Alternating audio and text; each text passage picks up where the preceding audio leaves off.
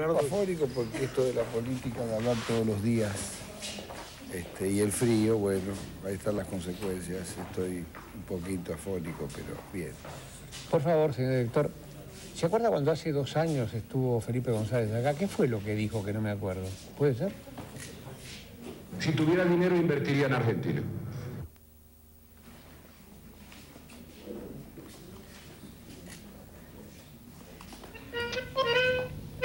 Un director exitoso. ¿Para qué Pino Solanas quiere ser senador nacional? ¿Para qué se mete en política? A ver. Bueno, por cierto que no me meto porque me vaya mal en lo mío. Creo que nunca me he ido mejor en mi profesión. Y con el viaje ahora que he estado en Cannes y levantamos 2 premios y también he tenido muchas ofertas para filmar. Pero bueno, esta es otra historia. Mi vida está muy ligada a una pasión, que la he expresado en el cine. Esa pasión es el país. Entonces, muchas veces se dijo que mi cine era política, o muchas veces se me recomendó que dejar el cine pasar a la política. En realidad, yo hacía cine y expresaba esta pasión por el país. La Hora de los Hornos, un ejemplo. Un ejemplo. ¿Cuántos años tiene la Hora de los Hornos? Bueno, fue terminada en el año 68, sí, casi 25 años vamos a estar. Bueno, más o menos ha sido, no he sido indiferente a los grandes problemas del país. Mi pasión ha sido la Argentina. He tomado partido, he sumado mi voz en todas las causas que he considerado justas, defendiendo siempre la democracia, defendiendo siempre los grandes intereses de mi país y los intereses nacionales y populares. A costa de eso he sufrido persecuciones.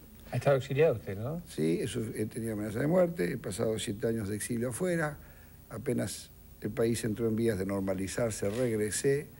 Aquí me quedé, seguí opinando cuando se produce la traición de Menem al electorado en mayo del 89. Como usted sabe, yo me he expresado a lo largo de mi vida con en las banderas y en los contenidos políticos del peronismo.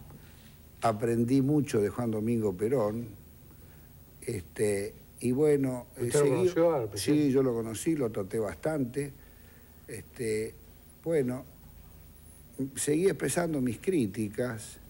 Fui un crítico después de la elección, un crítico fuerte de cómo se hizo el proceso de privatización de los canales, sin un previo debate en la ciudadanía sobre el modelo de comunicación que se quería y sin debatir la ley de radiodifusión.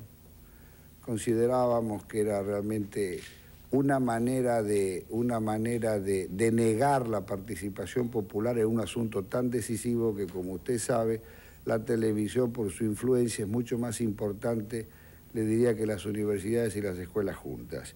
Seguí siendo crítico de muchos actos que consideré corruptos del gobierno del presidente Menem.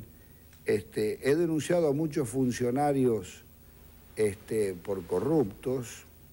Se me tomó muchas veces como petardista o como loco, extremista. Bueno, terminé el rodaje de mi película El viaje. El presidente Menem me puso un proceso por calumnias. Ratifiqué mis denuncias y al día siguiente me balearon. A mí me sorprende mucho escuchar las declaraciones de Mera Figueroa cuando habla de no volver atrás a la violencia. Yo no sé a qué violencia se está refiriendo, porque cuando era ministro del Interior, a mí me siguieron todos mis pasos, me balearon, recibí 12 tiros, 6 me quedaban adentro. Era ministro del Interior el señor Figueroa y toda investigación se paró, ¿no es cierto? Los autores del atentado estaban muy cerca del poder. Entonces, yo no sé si Mera Figueroa se refiere a este tipo de violencia, que seguramente él estuvo muy bien enterado y todos recordarán las divertidas piruetas que se hicieron en el gobierno cuando un día decían que era un atentado, al día siguiente decían que era una tentativa de robo. El Parlamento también fue cómplice de esto porque no exigió una investigación, hubo declaraciones formales. Y usted sabe muy bien que cuando se produce un acto violento, el destinatario es el conjunto de la comunidad. Claro. El que habla la puede ligar. Es un poco aquello como aquello de ramal que para, ramal que cierra. Son actos intimidatorios en una sociedad que todavía padece el miedo. Entonces, esto fue grave y esto cambió mi vida. Yo nunca quise meterme ni en funcionario público. El propio presidente me había ofrecido a mí cargos cuando llegó al gobierno, quizás porque nunca me sentí preparado para ello o porque no tenía la paciencia o ¿Usted llegó no a ser tenerla. amigo del doctor Menem en algún momento? No, yo lo he conocido, por supuesto, lo he conocido. Recuerdo que cuando estrené el exilio de Gardel en La Rioja, bueno, nos recibió con un asado, en fin, asistió a la función. Bueno, el atentado cambió mi vida. Recibí mucha solidaridad, miles de cartas, personajes anónimos. Lo que yo venía diciendo en altavoz era que la más grande corrupción que se estaba produciendo en la Argentina era que la Argentina dilapidaba los recursos genuinos con los cuales antes había capitalizado, ahorrado riqueza para financiar sus políticas de desarrollo, sus políticas asistenciales. Eso se estaba produciendo en un crimen extraordinario, que era la liquidación irresponsable de las reservas de hidrocarburos. Como usted sabe, el año pasado se vendieron en menos de $1.000 millones, ¿no es cierto?, lo que YPF le dejaba 1.400 millones de dólares anuales, pero se vendieron por 30 años. Es decir, la Argentina rifó sus mejores yacimientos en plena producción, reserva potencial de 42.000 millones de dólares. Bueno, estos son los grandes actos corruptos, como los grandes actos corruptos de todo un sistema financiero, ¿no es cierto?, que no es investigado, donde siempre es el Estado que se carga con las cuentas y tiene que saldar todas las deudas de todos estos empresarios inescrupulosos y una clase dirigente, Neustadt, que en 15 años se llevó 105.000 millones de dólares de la Argentina. Esta es la crisis argentina. Entonces, todas las recetas monetaristas y de ajustes como las que estamos viviendo en la actualidad, que son de indudable beneficio, por lo menos para un 40 o un 50% de la población que vive la era del alegre shopping center, y no lo es para aquellos que están condenados al pozo negro, a la miseria, a cada vez más incultura, menos educación, salud. Vemos la inundación en el norte argentino, es lo mismo que en el año 83.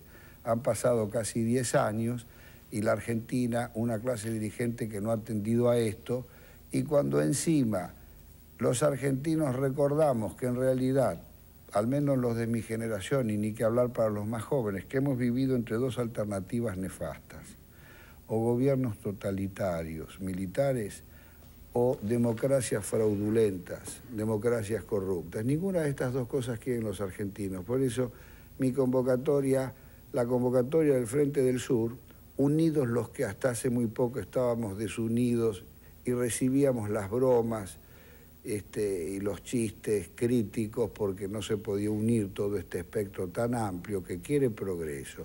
Decimos que otra Argentina es posible. Los países desarrollados que se toman como modelo, lo han dicho siempre, son altamente proteccionistas. Japón, Alemania, Francia. Yo he vivido 8 años afuera. Usted no se puede llevar un franco, una peseta, una lira.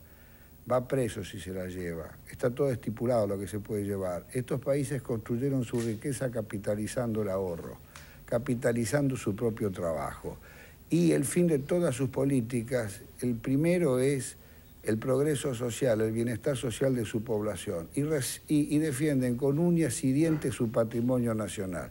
Ni qué hablar del petróleo. El año pasado, media humanidad o medio planeta fue movilizado militarmente por la guerra del Golfo.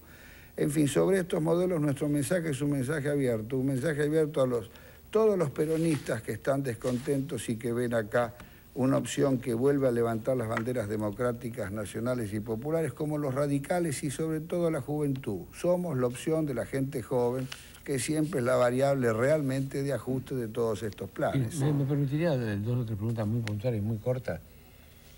¿Usted cree que si Perón viviera hoy, haría la política de Menem? Por supuesto que haría exactamente lo contrario.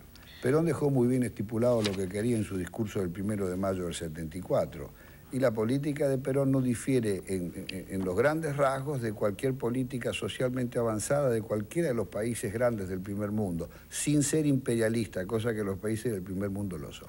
¿Cuál sería, por ejemplo, País con el que usted ideológicamente o filosóficamente sueña como modelo para aplicarlo si usted tuviera el poder para hacerlo? Sí, yo le diría a Nausta que yo no sueño con ningún país para copiar, porque esto sería lo lamentable, que a esta altura de la vida nosotros volviéramos repitiendo el error argentino que siempre copia el último modelo, ¿no es cierto?, la última teoría que está en boga. Pero sí seríamos necios si fuéramos incapaces de aprovechar la experiencia avanzada, no solamente de los países más avanzados, sino de América Latina también. ¿Cuál sería? Por supuesto que nosotros tenemos, por supuesto que y en la Argentina también tendríamos que ver en la historia. En los 10 años de gobierno peronista hubo modelos altamente avanzados, ¿no es cierto?, en todo lo social. Y si vemos, por ejemplo, en las democracias del norte europeo, por ejemplo, en Escandinavia, es extraordinario. Creo que son los países más avanzados socialmente del mundo. Y la economía del Estado llega a ser casi el 60% del Producto Bruto interno. Igualmente Francia, he vivido muchos años en Francia y he vivido en Italia y bueno, existe el seguro, en fin.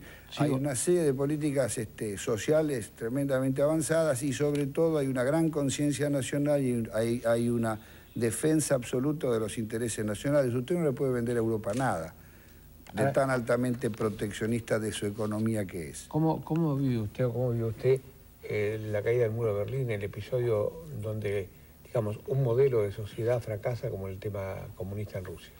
Bueno, yo creo que se veía venir que una burocracia, una dictadura de una burocracia, por más que levante banderas avanzadas sociales, esto era algo que se venía anunciando. Por supuesto, yo creo que al mundo entero le tomó por sorpresa que todo esto cayera, y cayó de alguna manera cayó por la propia dinámica de sus fuerzas internas, ¿no es cierto?, la no solución de su propio problema. Bueno, de todas estas experiencias, por supuesto que hay que aprender. No hay posibilidad de ninguna sociedad, ¿no es cierto?, conducida por ninguna élite esclarecida, sea de izquierda o de derecha. Yo creo que el camino tampoco es la solución entregar el Estado y el destino de la comunidad a las leyes del mercado. Esta es una idea totalmente bárbara y atrasada, y acá se la toma como idea moderna, ¿no es cierto? Los empresarios buscan su renta y los buenos números de su buen dividendo, pero no tienen y no toman a su cargo todos los inmensos problemas sociales ni los inmensos problemas de la comunidad. La última. Sus expectativas deben ser de triunfo como cualquier candidato. ¿Qué pasa si el señor Porto, que estaba acá, o el señor de la Rúa, lo superan así cuantitativamente, que tienen razón ellos, la sociedad está equivocada, la gente que votó por ellos y que a lo mejor no vota por usted? ¿Cómo lo vive usted? Bueno, nosotros sacamos una tercera opción. Decimos que otro modelo, es decir, otro país es posible, tema largo a conversar, para no esquematizar aquí, al modelo actual. El modelo actual, por supuesto, es el modelo oficial que avala en su conjunto el candidato de la Rúa. Él no hace una crítica de esencia al modelo menemista, él hace una crítica de tipo de procedimiento, hace una crítica a la corrupción, es decir, la política privatizadora ya comienza con Alfonsín. Terraño es el primero que empieza a teorizar sobre estas cosas. Nosotros sostenemos que otro país es posible, recapturando nuestras riquezas, nuestras fuentes patrimoniales, administrando con honradez, gran reforma de la Constitución, asamblea constituyente soberana, en fin, muchísimas medidas de este tipo. Nosotros decimos que es posible un país administrado con honradez, nosotros decimos que es posible un país desde Argentina y para Argentina. Por último, la resurrección de Firmenich, ¿cómo le cayó a usted? Bueno, creo que es una operación de inteligencia, no es nada inocente esto.